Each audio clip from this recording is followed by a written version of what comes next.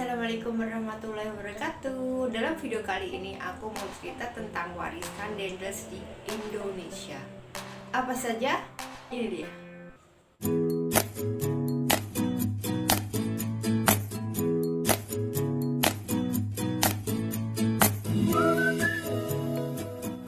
Sebelumnya yang belum tahu Dendels itu adalah nama panjangnya Herman Willem Dendels yang ditugaskan ke Hindia Belanda tanggal 5 Januari 1808 sebagai gubernur jenderal di Hindia Belanda, tepatnya markasnya itu di Batavia.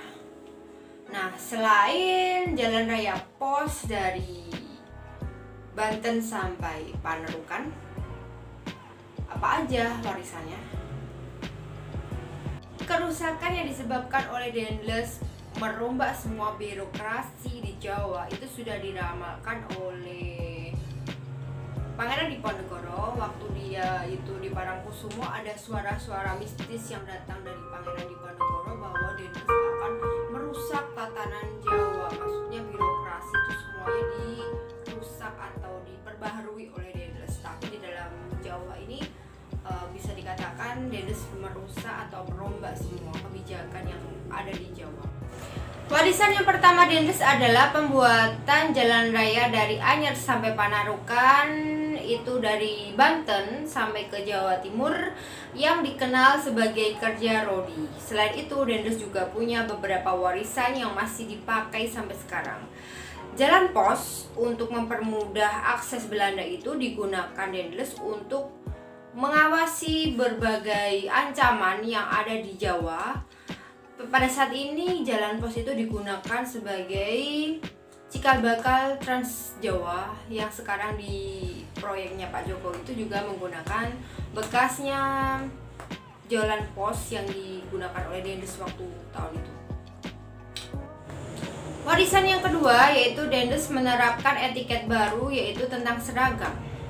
Jadi pada tahun 1803 Dendels juga mengeluarkan suatu aturan tentang seremonial yang mengatur tentang upacara dan seragam. Jadi semua aktinaren atau semua pegawai negeri itu wajib memakai seragam.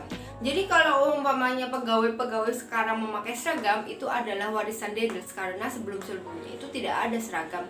Maksudnya ada seragam beberapa, tetapi tidak semasif yang pada saat Dendels berkuasa. Jadi Dendels itu sepertinya memang necis sekali orangnya, sampai baju-bajunya tentaranya, baju-bajunya pegawainya itu diperhatikan dengan detail. Dendels juga menerapkan etiket tentang bagaimana residen menghormati kepada raja.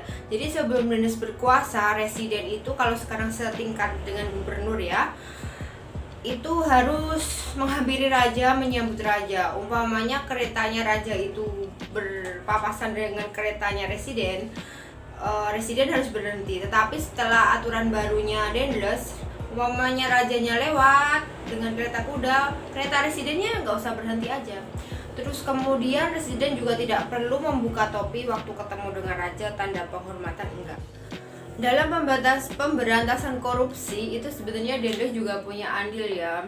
Dendels tuh nggak mau adanya pemberian uang bekti pada saat Dendels naik jabatan menjadi gubernur jenderal. Jadi para pemimpin atau petinggi-petinggi Jawa itu tidak perlu memberikan uang bekti kepada Dendels gitu. Terus kemudian dilarang para pejabat Bumi Putra itu untuk memberikan upeti yang terlalu banyak kepada orang Belanda, karena itu juga menimbulkan korupsi. Sebenarnya Dendels juga peduli terhadap korupsi ya.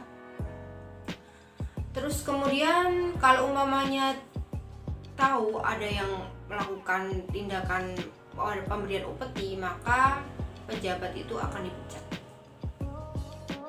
Dendels membuat suatu birokrasi yang sentralistik atau semuanya itu berada di Batavia, dan semua bupati-bupati itu menjadi pegawai negeri atau aktinaren.